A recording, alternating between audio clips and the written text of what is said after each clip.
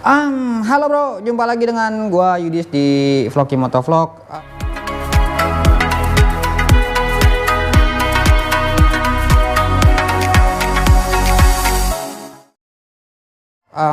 Jadi di konten kali ini, jadi tadi jam berapa ya? Siang kayaknya. Siang itu gua bikin SG di Instagram gua bilang, ayo kita sharing tentang Sonic. Ada yang mau ditanyakan silahkan komentar, silahkan bertanya di kolom yang sudah disediakan. Lalu gue bilang ditutup jam 4. Nah makanya begitu jam 4 gue langsung bikin konten ini. Jadi memang pengen buru-buru gitu karena besok gue udah mulai kerja. Jadi konten ini gue buat dengan agak ngebut ya gitu. Nah tapi dari yang gue lihat lumayan juga yang bertanya. Itu berapa terakhir itu, bentar gue lihat dulu, 19, 20 lebih ya lah ya, kita anggaplah 30-an yang nanya gitu. Nah jadi dari semua pertanyaan ini akan nggak mungkin gue jawab semua 20-nya, tapi akan gue pilah-pilah untuk yang kira-kira bisa dijawab dengan konten dengan gampang. Gue nggak perlu cari referensi yang ribet. Gue juga nggak perlu buka-buka HP gue untuk browsing. Jadi ya silahkan nanti yang mungkin benar-benar mau dapat jawaban yang pasti atau mau dapat jawaban dari gue, ya kita bisa sharing di lain kesempatan. Tapi sekarang gue mau jawab yang benar-benar bisa gue jawab hari ini juga gitu langsung. Nih yang pertama dari Oki_Din. Dia nanya, kenapa motor saya kok berebet di RPM tengah? Nah ini itu sebenarnya bentar.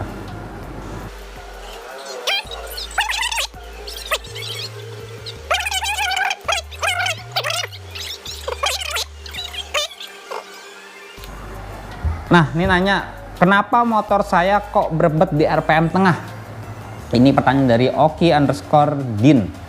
Jadi gini bro, kalau motor Sonic itu sepengetahuan gue ya, gue jawab sesuai dengan kapasitas gue. Tapi kalau memang nanti ternyata itu nggak sesuai, lu harus cari referensi lain. Dan gue rekomendasikan memang lu cari referensi lain, apalagi terkait mesin gitu.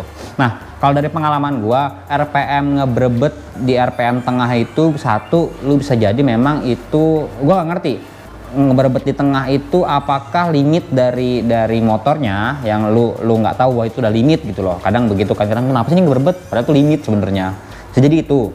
Terus yang kedua bisa juga dari sensor TPS-mu. Itu pernah kejadian juga di gua. Jadi sensor TPS itu kadang kita gaspol terus dia ngeberebet, lama-lama turun gasnya. Itu bisa dari sensor TPS. Kalau dari sensor TPS, gue saranin solusinya adalah lu bisa ganjel di yang bagian putaran tengahnya itu dari sensornya, lu bisa ganjel pakai bungkus rokok tuh yang dalamnya itu bisa lu pakai buat ganjel, atau lu ganti. Tapi gantinya kalau rekomendasi gue yang pernah gue pakai itu gue pakai sensor TPS BRT. Nah sensor TPS BRT ini itu doang yang pernah gue pakai, jadi gue bisa kasih rekomendasi yang itu lumayan sampai sekarang gue pakai dan nggak bermasalah dan lebih responsif dari orinya kalau gue anggap. Jadi saran gue, lu kalau memang benar itu sensor TPS-nya, mending lu ganti sensor TPS pakai dari punya BRT gitu. Oke. Lalu ada nanya lagi, Mas, ini dari Joni_150_bike. Mas, aduh gue dipanggil Mas. Mas mau tanya dong, kalau misalkan ban depan pakai ukuran 80/90, gasruk nggak Mas? Bukan 80/90 kali maksudnya ya, 90/80 gitu. Itu beda maknanya, 80/90 sama 90/80 itu beda. Tapi gua anggap ini 90/80 karena banyak owner Sonic itu pakai yang 80/80. Nah yang biasanya gasruk adalah 90/80. Jadi gini, ini agak tricky sebenarnya. Jadi beberapa merek ban untuk ukuran 90/80 itu gasruk memang ke spakbornya karena mepet banget. Tapi ada beberapa jenis ban yang itu aman, dia nggak gasruk. Karena apa? Karena ulir dari si bannya ini, karena dia soft compound atau medium soft, jadi ulirnya tuh nggak nabrak ke si spakbor, nggak gasruk bahasanya. Nah ban-ban apa aja yang nggak gasruk? Kalau yang gue pakai sekarang Michelin Pilot Street MotoGP itu gue pakai depannya 90/80 dan itu nggak gasruk sama sekali. Kalau lu mau aman, lu ikutin pakai merek gua. Kalau merek lain, jujur gue belum pernah coba. Tapi beberapa orang merekomendasikan kayak apa sih MP76 ya kalau nggak salah FDR, lalu ada yang pakai Fasti Pro dari IRC. Itu apa namanya? Katanya nggak gasruk. Tapi gue pribadi belum pernah nyoba, gue cuma pakai Michelin Pilot Street MotoGP dan itu nggak gasruk. Kalau lo mau aman, ikutin cara gue, atau lo bisa lihat gue pernah upload soal ban Michelin itu, lalu banyak yang komentar juga di situ ban apa aja yang mereka pakai ukuran 90/80 dan nggak gasruk. Bisa lo lihat, ada di channel gue. Oke bro. Lalu ada yang nanya lagi, gimana rasanya pakai per kopling BRT bang? Bisa coba? Gue belum pakai per koplingnya BRT ya, gue pakai per koplingnya tuh si Aldi CLD, bahasa CLD gitu ya, si Aldi itu gue gabungin sama kampas koplingnya yang si Aldi juga, yang si Aldi Racing, jadi dua-duanya racing, per koplingnya racing, kampas koplingnya racing. Nah kalau yang feel CLD yang gue rasakan nih, bukan BRT ya, feel CLD yang gue rasakan itu ngegigit banget memang, per kopling sama kampas koplingnya dia ngegigit banget. Tapi kalau buat macet-macetan itu parah bro, pegel. Karena ya memang racing ya, jadi memang tidak diperuntukkan untuk jalan raya sebenarnya. Untuk macet-macetan tuh kram lu, bisa-bisa pegel sumpah. Tapi kalau menurut pengamatan gua, segala sesuatu yang racing kayak BRT tuh dia kan racing peruntukannya mungkin akan sama feelnya dengan si Aldi Racing yang gua pakai sekarang. Jadi kalau saran gua, lu cari per kopling yang itu sebenarnya buat harian peruntukannya, bukan buat racing. Kecuali memang lu mau balap. Kalau mau balap pakai yang racing monggo silahkan. Tapi ada kok per kopling aftermarket yang memang itu peruntukannya bukan untuk racing, untuk harian. Jadi masih agak aman, masih agak enak buat macet-macetan gitu. Oke gitu. Terus ada yang nanya lagi, mana ya? Bang, RCB Sonic jalannya kagak center, abis dibawa boncengan jauh, bisa dibenerin nggak? Gua nggak ngerti nggak center ini. Entar lu, ini dari Ricky Anggas. Nah yang tadi dari yang per kopling BRT, sorry gue belum nyebutin, itu dari Papa Rimanis. Nah sekarang ini Ricky Anggas, dia menanyakan velg RCB Sonic jalannya kagak center, habis dibawa boncengan jauh, bisa dibenerin nggak?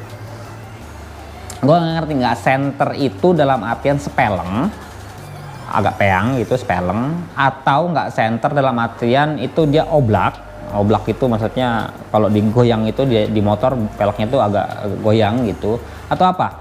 Karena gini, kalau dia sepeleng bengkok itu bisa dibenerin dengan cara dipres. Jadi ada bengkel bubut biasanya dia bisa ngepres velgnya supaya dia normal lagi, center lagi. Itu bisa kalau sepeleng.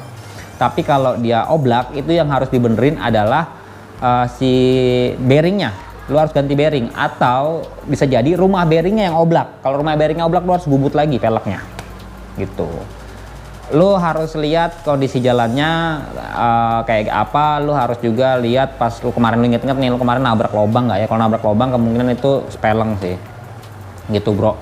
Jadi kalau tadi gua kasih tahu solusinya, kalau sepeleng dia diapain, kalau dia bearing oblak itu diapain, apa yang lo harus ganti. Oke gitu. Terus per kopling yang enak merek apa? Gini loh bro, kalau gua ini dari Rudi Suparno. Kalau gua gini, per kopling yang paling enak buat harian tuh orinya. Buat gua pribadi, per kopling yang paling enak buat harian itu adalah orinya. Tapi kalau per kopling untuk lu San Mori yang motor nggak dipakai tiap hari ya, lu San Mori, lu pakai buat night ride, lu pakai buat ke Sentul gitu. Gua menyarankan si Aldi Racing tadi, karena gue baru pakainya si Aldi Racing aja, gue belum nyoba yang lain, dan gue nggak mau menyarankan yang lain karena gue belum pernah coba pribadi. Kecuali gue pernah coba nih beberapa merek, itu pasti gue sarankan. Gue nggak mau menyarankan yang nggak pernah gue pakai. Jadi kalau gue tergantung peruntukan. Kalau lo harian, lo pakai orinya aja udah, itu udah paling enak. Kalau lo mau buat mingguan, motor hobi lah bahasanya, lo bisa pakai si Aldi Racing. Atau BRT sih. Kalau BRT gini, maksud gue gini, kenapa gue belum pernah pakai BRT tapi gue rekomendasikan, karena BRT itu merek terkenal bro, dan produknya belum pernah ada yang gagal. Sejauh yang gue tahu produk BRT itu nggak pernah gagal. Makanya Ketika dia bikin pair, pasti juga nggak gagal menurut gua. Gua nggak tahu yang lain ya. Bang, kalau mau main mesin pertama kali yang diganti apa ya? Makasih bang. Ini dari Galuh titik agris underscore. Lu mau main mesin tuh mesin apa dulu? Kalau lu mau main mesin, daleman mesin ya, menurut gua.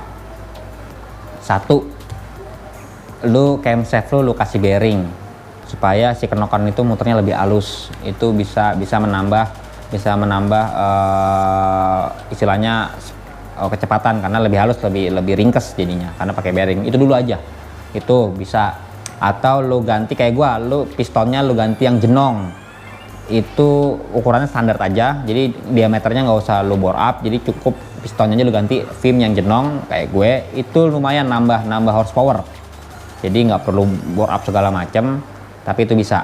Atau kalau mau enaknya mesin standar aja, tapi yang lo ganti adalah ECU-nya atau ECU-nya lo remap. Itu udah lumayan. Kalau lo buat kebut-kebutan banget ya saran gua lo bore up habis semua sampai ke camshaft lo ganti semua yang racing, car clap lo ganti racing. Gitu, bro. Jadi itu aja lo mainnya. Kalau mesin daleman ya, lo ganti pistonnya yang film, lo ganti car clapnya, sama bearingnya lo kasih bearingnya lagi. Camshaftnya lo kasih bearing. Udah, itu udah nyaman banget. Ditambah lu main ECU-nya lu ganti yang Juken dual band aja, nggak usah jauh-jauh, atau lu remap aja. 4 hal itu udah bikin motor lu kencang, gue jamin. Terus ada dari Supardi boys underscore boys 4, ganti oli per bulan apa gimana? Jadi gini, lu harus mengerti dulu pola pemakaian dari motor. Ketika lu motor lu harian, dipakainya tiap hari, itu lu ganti oli per bulan ya. Ketika lu harian dipakai tiap hari, itu diganti oli per bulan. Tapi ketika motor lu hobi, lu ganti sesuai kilometer, per 2000 km lu ganti olinya. Atau kalau udah lewat 2 bulan lu ganti olinya. Jadi kalau motor hobi itu gitu gue biasanya, bro. Kalau biarpun nggak pernah gue pakai nih, tapi 2 bulan udah lewat, langsung gue ganti aja, walaupun nggak gue pakai sama sekali gitu. Atau lu habis jalan jauh di atas 100 km atau ya anggap 80 kilo gitu, lu udah berjalan jauh, itu langsung ganti, bro, olinya. Jangan ditunggu-tunggu, karena apa? Oli lu bekerja seharian pasti berkurang gitu loh. Jadi gitu, bro. Oke. Terus mana lagi? Ini ada nanya repaint. Bang, habis berapa repaint gitu? Jadi gue baru repaint kemarin di Racun Project. Gue repaint tuh total 1,2 udah sama velg semuanya, body halus sama velg itu gue repaint habis 1,2. Itu yang nanya ini adalah ATS Sakif, ATS underscore Sakif underscore 23. Susah banget dah. Ntar gue cari lagi. Ini ada dari Deki underscore design. Bang, akhir-akhir ini mesin motorku kalau udah panas buat netral kok susah ya, keras kayak nyangkut. Lu salah oli. Titik. Lu salah oli, dan oli lu nggak 1,2 liter kemungkinan. Coba lu ganti oli merek lain. Gue pernah bahas soal oli. Coba lu lihat konten gue yang itu, oli apa aja yang gue pakai, itu bikin motor gue nggak gampang. Nggak kayak lu, nggak susah netralinnya dan nggak panas. Lu bisa coba.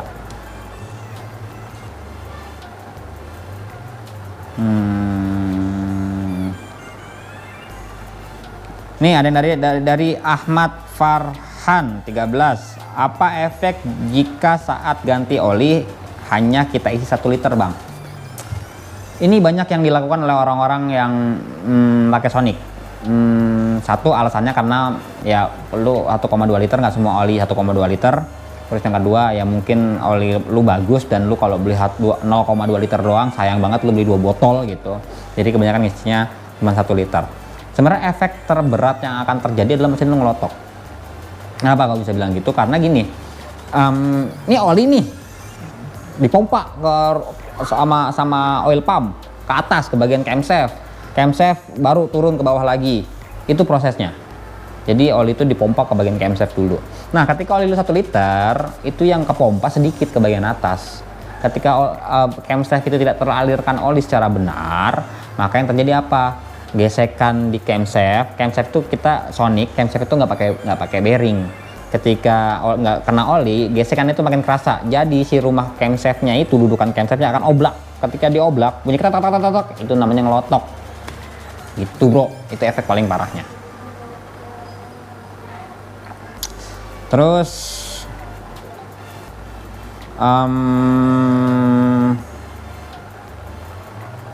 ini ada dari ITC Smoky, ITC underscore Smoky, bukan Smoky. Apa aja keluhan pas pertama pakai Sonic, soalnya bentar lagi mau beli. Nah ini buat orang-orang yang mau beli Sonic, pertama yang lo harus lakukan adalah motor Sonic ini sebenarnya motor irit, dia motor enak, motor gua bilang irit banget motornya. Tapi ya karena keiritannya itu lu jangan mengharapkan tenaga. Sekarang kembali lagi, lu pakai motor buat apa? Lu buat trading kenceng-kencengan, lu buat trading santai, lu buat pemakaian harian buat sekolah misalkan. Yang pertama lu harus perhatikan adalah olinya, jangan lu sampai cuma 1 liter gitu bro, itu aja. Yang lain tuh itu nyusul, tapi yang paling awal itu lu ganti oli, jangan sampai 1 liter doang, dan jangan telat ganti olinya gitu. Nah kalau keluhan di Sonic itu yang paling pertama banget gue rasakan adalah rantainya berisik. Saran gue lu ganti rantai atau ganti griset sekalian, atau kalau lu belum punya uang, itu di rantai Sonic Ori itu kayak ada lempengannya gitu loh yang lapisin rantainya, itu lu copot, itu bisa ngurangin berisiknya gitu bro. Itu. Nah ini yang terakhir nih, Sonic shock dari di apa nih, Dinar FL27, Sonic shock breaker diturunin, recommended nggak bang? Sebenarnya beberapa owner dari Sonic itu dia bahasanya tuh kayak nurunin shocknya pakai shock belakangnya punya Jupiter MX, jadi lebih turun gitu. Nah sebenarnya apakah itu recommended, apakah itu works gitu untuk menambah kenyamanan dari Sonic? Kalau menurut gua sebagai orang yang pakai Sonic, memang Sonic itu diciptakan seperti itu, dengan ketinggian shock demikian supaya apa, itu menjaga kestabilannya, menjaga performanya, supaya ketika dia lurus itu nggak oleng, ketika dia nikung itu masih aman. Nah ketika lo turunin mungkin lo enak buat nikung, tapi buat lurusan gua nggak jamin, atau buat kenyamanan lu ketika dapat gajlugan gua nggak jamin, karena memang pantulan dari si shocknya itu bisa jadi mentok. Gua nggak tahu ya, gua belum pernah ganti shock MX, tapi gua nggak tahu apakah itu mentok apa enggak. Kalau menurut gua kalau lu pegel naik Sonic, stangnya aja yang lu mainin, jangan shocknya, jangan ukuran shock yang lu turunin. Jadi stangnya lu ganti yang fat bar yang agak lebar, itu bisa ngurangin pegelnya kok buat gua. Oke, gitu aja nih, maghrib bentar lagi buka. Jadi demikian tanya jawab dari gua. Mudah-mudahan nggak menjawab semua, tapi sebagian besar mudah-mudahan bisa gua jawab, dan mudah-mudahan terjawab lah. Yang nanya tadi gue jawab, mudah-mudahan terwakili lah jawabannya gitu, bisa kalian coba di rumah, atau bisa kita bisa sharing, lu bisa DM gua, bang jawaban lu gini, menurut gue tuh gini, itu bisa sharing bro. Jadi lu jangan takut mengkritik seorang vlogi gitu, karena gue juga baru gitu, gue juga baru konten, gue juga baru tahu mesin, gue juga ya serba baru lah, serba belajar, kita sama-sama belajar gitu. Oke, gue Yus dari Vlog Motovlog, see you.